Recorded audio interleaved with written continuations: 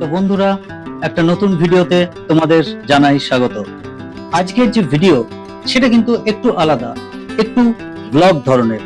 এই ভিডিওতে কিন্তু আজকে আমি তোমাদেরকে চ্যাপ্টার ওয়াইজ ক্লিয়ার করে দেবো যে আমি যে ভিডিওগুলো বানাই, এই যে তোমরা দেখছো আমার চ্যানেলে 4300 সাবস্ক্রাইবার আছে এবং সেটা ক্রমশ বাড়ছে, তার এগেইনস্টে যে ইনকাম সেটাও বাড়ছে এবং আই থিঙ্ক যে এই নেক্সট মান্থে, কামিং মান্থে আমার চ্যানেলের ফার্স্ট পেমেন্ট হয়তো চলে আসবে। তো আজকে আমি তোমাদেরকে ক্লিয়ার করে দেবো যে একটা নতুন চ্যানেলের ক্ষেত্রে, কারণ আমিও কিন্তু এই কিছুদিন আগেই, জাস্ট কয়েক মাস আগেই আমি জিরো থেকেই স্টার্ট করেছিলাম। তো তোমাদেরকে আজকে আমি ক্লিয়ার করে দেবো যে আমার চ্যানেলের যে ফিল্মিং, যে লাইট, সাউন্ড, এডিটিং আর কন্টেন্ট, এইগুলো কিভাবে আমি করি বা কিভাবে আমি করেছি। দাঁড়াও, ফ্যানের স্পিডটা একটু কমিয়ে দিই, তাহলে সাউন্ডটা একটু প্রম্পট হবে। তো সব থেকে প্রথমে আমি কথা বলবো হচ্ছে ফিল্মিং। ফিল্মিং যে জিনিসটা, সেই জিনিসটা নিয়ে কথা বলতে গেলে কিন্তু তোমাদের প্রথমেই আসে যে আমি কি দেখাচ্ছি। দেখবে যে আমি প্রথম দিন থেকে যত ভিডিও করেছিলাম, সেই ভিডিওগুলোতে কিন্তু ফিল্মিং জিনিসটাকে আমি একটা প্রাধান্য দিয়েছিলাম। কারণ তখন আমার কি দরকার ছিল, তখন আমার সবার আগে দরকার ছিল হচ্ছে 1000 সাবস্ক্রাইবার আর 4000 ঘন্টার ওয়াচ টাইম। তো 4000 ঘন্টার ওয়াচ টাইমটা আনতে গেলে কিন্তু তোমাকে যেটা মেইনলি নজর এর মধ্যে রাখতে হবে, সেটা হচ্ছে যে লোকে যেন আমার একটা ভিডিওকে দেখে এবং কমপ্লিট দেখে এবং অনেকে যেন দেখে। তো সেই জিনিসটা করতে গেলে কিন্তু ক্রমশ তোমাকে বুঝতে হবে যে তোমার চ্যানেলের যে ভিউজ, তোমার চ্যানেলের ভিডিওতে যা কিছু দেখানো হচ্ছে, সেই জিনিসটা কি লোকে দেখতে পছন্দ করবে।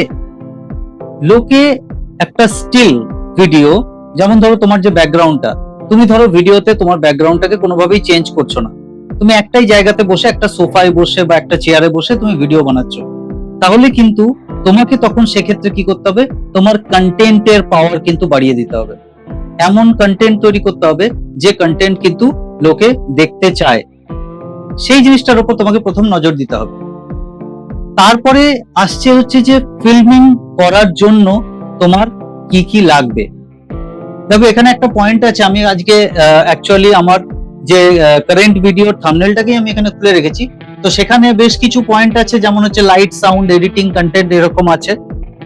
তো ফিল্মিং এর সঙ্গে কিন্তু এই লাইট আর সাউন্ড, এই দুটো কিন্তু খুবই একটা কানেক্টেড ইস্যু।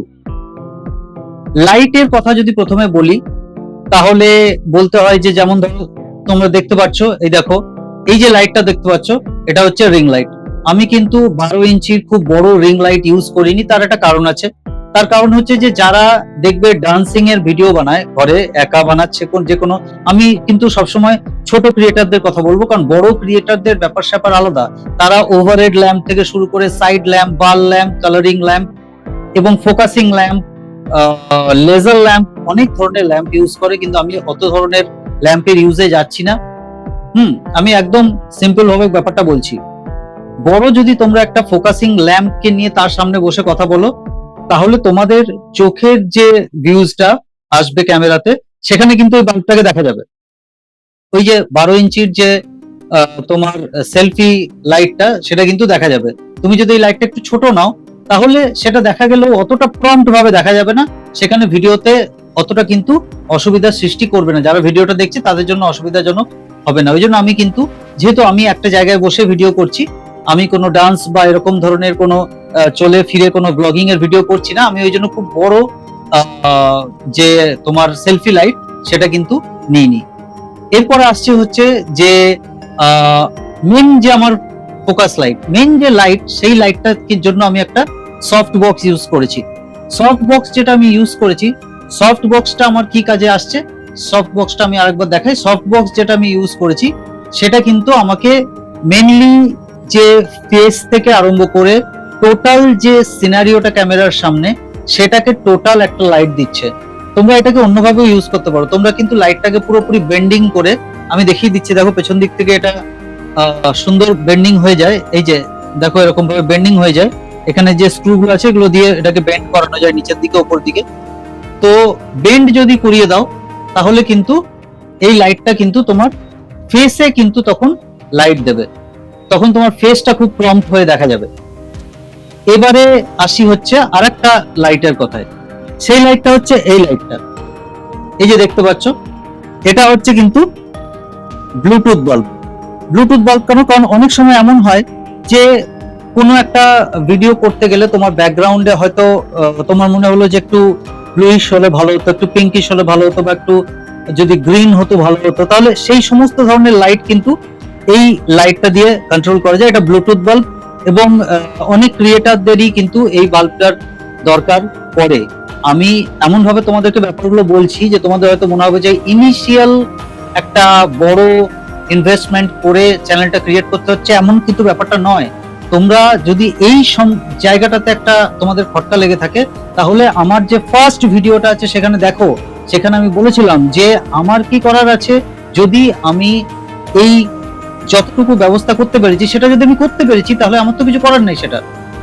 কারণ অধিকাংশ যে ক্রিয়েটার, যারা বড় ক্রিয়েটার আছে এখনকার দিনে, তারা কিন্তু দেখবে যে তাদের স্টার্টিং গুলো সবসময় ছোট ব্যাপার দিয়ে দেখিয়েছে, যে কিছুই নেই, একটা খুব লো কোয়ালিটির মোবাইল ইউজ করে ভিডিও করছে, বা হয়তো এরকম ব্যাপারটা যে প্রথম দিকে তারা যে ভিডিও করেছিল সেখানে ভিডিও কোয়ালিটি খুব একদমই ভালো আসছে না, তারা সেরকম ভাবে এডিটিং করতে পারেনি, বা এমন অনেক সময় হয়েছে যে তাদের কাছে তার ব্যাকগ্রাউন্ড, তার ঘর বাড়ি ভালো নেই, তাদের ড্রেসও হয়তো ভালো নেই, ড্রেসেরও সেরকম ভাবে তারা ব্যবস্থাপনা করতে পারেনি।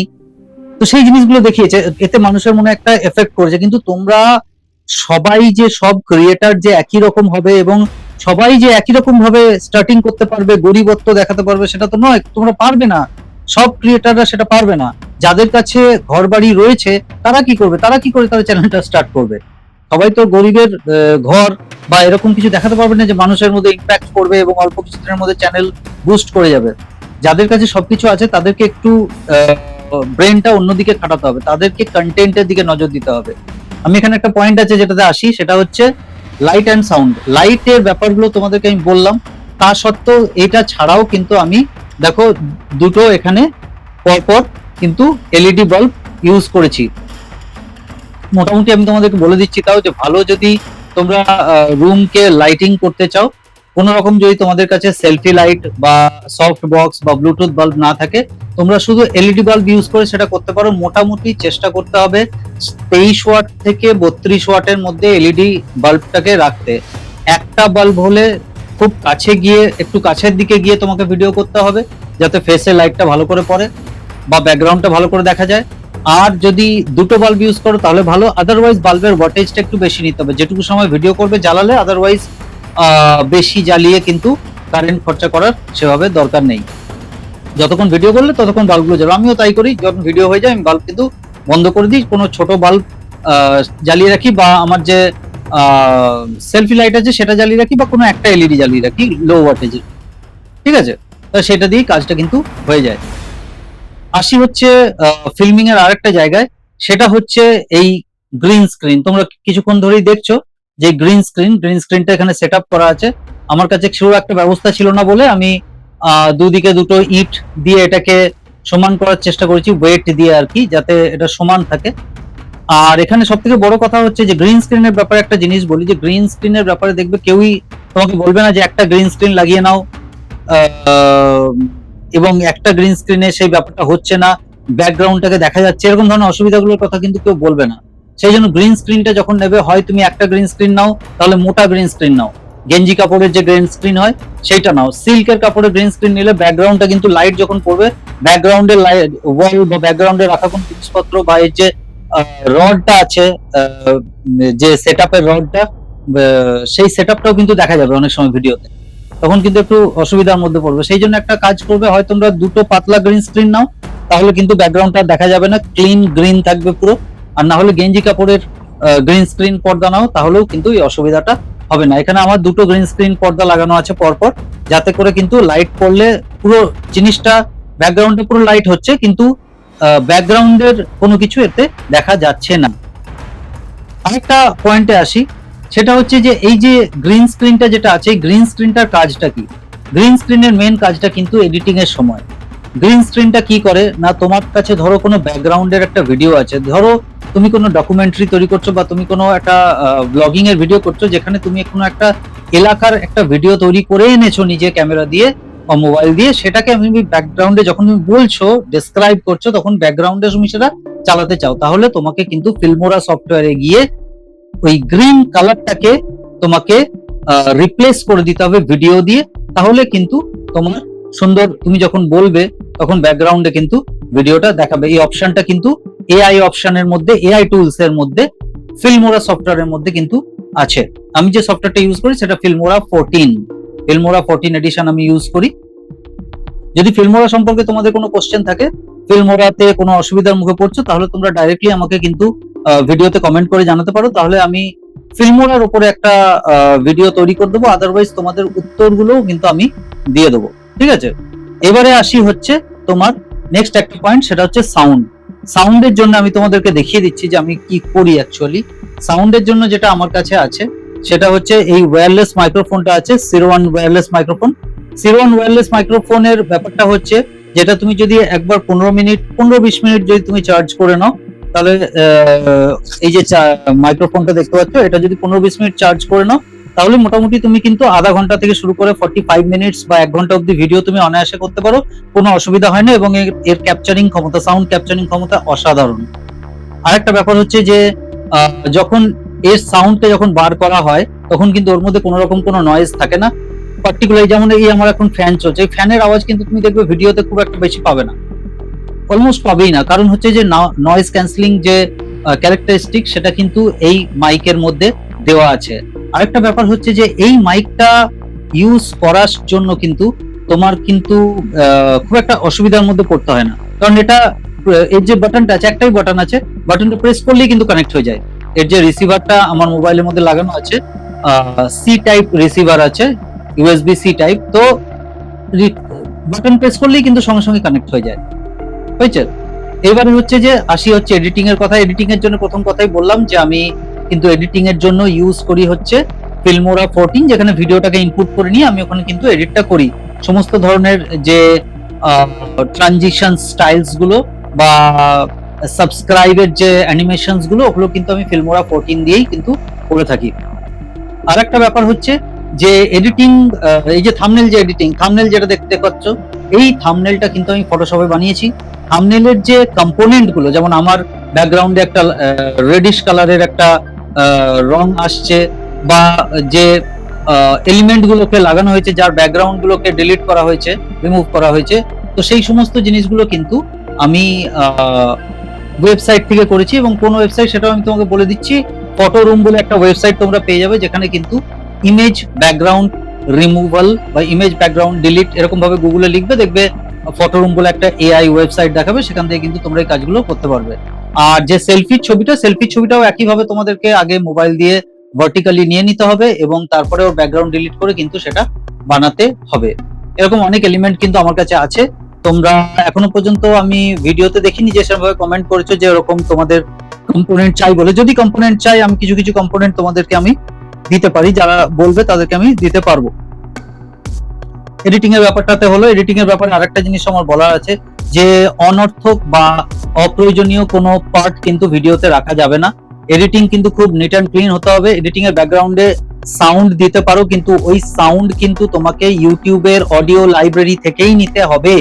অডিও লাইব্রেরি থেকে তুমি যদি না নাও, বা খুবই তুমি জানো যে এই অডিও কপিরাইটে পড়বে না, সেরকম ধরনের অডিও তুমি কোথাও থেকে নিতে পারো, কিন্তু আমি সেই রিস্কটা কোনোদিনও নিই না। আমি প্রথম নিয়েছিলাম, হ্যাঁ, সেগুলো সবই কপিরাইটে চলে এসেছিল, এফেক্ট কপিরাইট মার্ক চলে এসেছিল বলে আমি কিন্তু কখনোই সেই কাজটা আর করিনি। আমরা অলরেডি জানতে পেরেছি যে ইউটিউবের লাইব্রেরি থেকে মিউজিক নিলে ইউটিউবে কোনোদিনও সেটা কপিরাইটে ধরা পড়বে না, সেই জন্য আমরা পরবর্তীতে আর কখনোই সেই কাজটা করিনি, আমরা ইউটিউবের লাইব্রেরি থেকেই নিয়েছি। লাস্ট একটা ব্যাপার আসছে, সেটা হচ্ছে কন্টেন্ট, সব থেকে ইম্পর্টেন্ট পয়েন্ট। কন্টেন্ট কিন্তু এমন হতে হবে যে কন্টেন্ট কিন্তু লোকে দেখতে চায়। যেমন হচ্ছে যে আমি কি প্রথমে জানতাম যে নেটওয়ার্কিং রিলেটেড কন্টেন্ট এতটা হিট করে যাবে চ্যানেলে? আমি প্রথমে আমার যে নলেজের মধ্যে যা যা পড়ে, আমি সেরকম ধরনের ভিডিও বানিয়েছি, ইউটিউব নিয়েও ভিডিও বানিয়েছি, আমি কন্টেন্ট নিয়ে বানিয়েছি, আমি নর্মাল জেনারেল ব্লগিং টাইপের এমনি কথা বলে ভিডিও বানিয়েছি, এবং আমি এটাও বলেছি যে ভিডিওতে আমি ভবিষ্যতে কি কি দেখাবো। ঠিক আছে, আমি বিভিন্ন রকম সফটওয়্যার নিয়ে করেছি, এডিটিং সফটওয়্যার নিয়ে আমি ভিডিও বানিয়েছি অলরেডি, এবং বিভিন্ন এলিমেন্টকে নিয়ে হয়তো সিঙ্গেল কোন একটা বাল্ব, যেমন ব্লুটুথ বাল্বটা নিয়েও আমি ভিডিও বানিয়েছিলাম। তো এরকম সব ধরনের ভিডিও বানাতে পারতে, রাউটার নিয়ে, সুইচ নিয়ে ভিডিও বানাতে পারতে। আমি দেখলাম যে ওয়াইফাই নিয়ে ভিডিও মানুষের খুব দরকার। ওয়াইফাই এর পাসওয়ার্ড, ওয়াইফাই কিভাবে কাজ করে, কিভাবে আমি আমার ওয়াইফাই ডিভাইসকে সিকিউর করব, কিভাবে আনসিকিউরড ওয়াইফাই ডিভাইসের খোঁজ করব, ফ্রিতে কোথাও হঠাৎ আমার ইন্টারনেটের দরকার হলো কিভাবে পাবো, সেই সমস্ত খোঁজ কিন্তু মানুষের দরকার। এই যে নিডটা যখন আমি জানতে পারলাম, তখন তার উপর যখন ভিডিও করলাম, তখনই আমার চ্যানেল কিন্তু শুরু করে ভিউজ পেয়ে গেল, এবং চ্যানেল কিন্তু মনিটাইজ হয়ে গেল খুব অল্প দিনে চ্যানেল মনিটাইজ হয়ে গেছে, এবং ডলার কাউন্টও কিন্তু স্টার্ট হয়ে গিয়েছিল, এবং পরের পর সেটিংস আমাকে তখন করতে হয়েছিল। তো মেন ব্যাপারটা হচ্ছে যে ভিডিও কিন্তু বানাতে গেলে তোমাকে খেয়াল রাখতে হবে কন্টেন্টের উপর।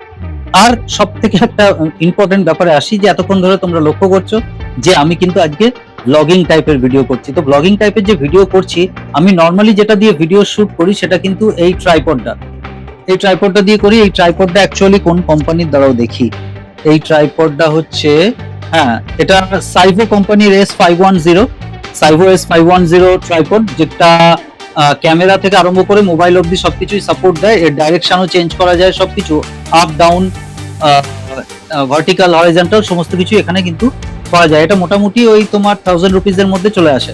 ঠিক আছে, তো এটা দিয়ে আমি মেনলি ভিডিওগুলো আমি শুট করি। কিন্তু আজকে যেটা দিয়ে আমি করছি সেটা হচ্ছে একটা হ্যান্ডেল, জাস্ট একটা তোমার কি বলবো, গিম্বল বলতে পারো, যে হ্যান্ডেলড একটা গিম্বল দিয়ে আমি করছি, যেটা গিম্বলও হয় আবার সেলফি স্টিকও হয়। আমি তোমাদেরকে দেখিয়ে দিচ্ছি মোবাইলটা খুলে নিয়ে, দাঁড়াও মোবাইলটাকে খুলে আমি তোমাদেরকে দেখাচ্ছি। দেখো, এই গিম্বলটা দিয়ে আজকে ভিডিওটা হচ্ছে।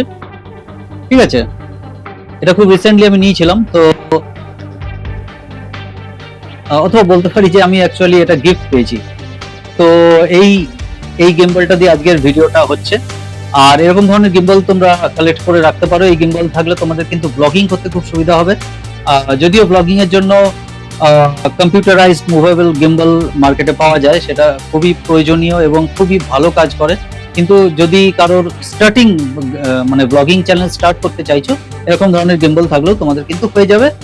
এটা একটু কস্টলি গিম্বল আছে, কিন্তু লো কস্টের গিম্বল তোমরা কিন্তু 400-300 রুপিস এর মধ্যেই কিন্তু অ্যামাজনে পেয়ে যাবে। এরকম ধরনেরও গিম্বল তোমরা কিন্তু কালেক্ট করে নিতে পারো। দাঁড়াও, কিছু প্রয়োজনীয় কথা আছে, সেগুলো বলে শেষ করব। আমি আবার গিম্বলের মধ্যে লাগিয়ে নি মোবাইলটাকে। তো যেটা বললাম এতক্ষণ ধরে, যে আমি সমস্ত জিনিসগুলোকে তোমাদের সামনে তুলে ধরলাম, filming, light, sound, editing, content, সব সম্পর্কে তোমাদের বললাম। তোমাদেরকে খুঁজে বার করতে হবে যে তোমরা কি সম্পর্কে কন্টেন্ট করতে চাও বা কন্টেন্টের উপর ভিডিও বানাতে চাও। কিন্তু তোমাদেরকে নজর রাখতে হবে যেটা তোমাদের যে সাবজেক্টটাতে ইন্টারেস্ট আছে সেটার উপরেই কিন্তু কন্টেন্ট বানাতে হবে। না হলে কিন্তু তোমাদের ভিডিও ভালো হবে না।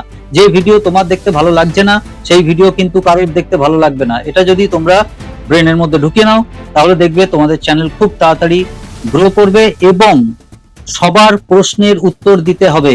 যত তোমার কাছে কমেন্ট আসবে, তাতে তুমি ভালো হোক, যদি সে তোমাকে গালিও দেয়, তাহলেও তোমাকে কিন্তু খুব নম্রভাবে, ভদ্রভাবে কিন্তু সেই কমেন্টের উত্তর দিতে হবে। তাতেই কিন্তু তোমার নেটওয়ার্কিং বাড়বে এবং তোমার চ্যানেলের সাবস্ক্রাইবার খুব তাড়াতাড়ি বেড়ে যাবে। প্রথম দেখবে যে যত সাবস্ক্রাইবার আসছে তারা সবাই নতুন সাবস্ক্রাইবার, কারণ প্রচুর আনসাবস্ক্রাইব হয় চ্যানেলে, নতুন চ্যানেলে প্রচুর আনসাবস্ক্রাইব হয়। এবং ভবিষ্যতে গিয়ে কিন্তু সেই চ্যানেলের যখন ভ্যালু ক্রিয়েট হয়ে যায়, চ্যানেল যখন ভ্যালু ক্রিয়েট করতে শুরু করে দেয়, তখন কিন্তু আর আনসাবস্ক্রাইব হয় না, তখন শুধু সাবস্ক্রাইবই হতে থাকে। আনসাবস্ক্রাইবের পরিমাণ হয়তো 1% 2% চলে আসে।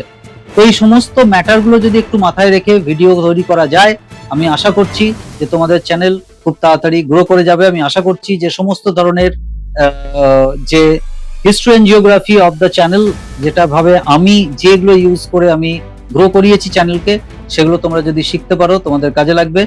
আর চ্যানেলের ভিডিও যদি তোমরা প্রথমবার দেখছো, তাহলে চ্যানেলটাকে অবশ্যই সাবস্ক্রাইব করে রাখো। যাদের এই চ্যানেলটা সত্যিই দরকার আছে ভিডিও, তাদের কাছে পৌঁছে দাও শেয়ার করে বিভিন্ন সোশ্যাল মিডিয়া মারফত। আর একটা ব্যাপার হচ্ছে, এই চ্যানেলের সাথে জুড়ে থাকো, কারণ এই চ্যানেলে তোমরা সব সময় তোমাদের নিডফুল টেকনিক্যাল ভিডিওস কিন্তু পেতে থাকবে। তো চলো, আজকের ভিডিওটা এখানেই শেষ করছি। জয় হিন্দ।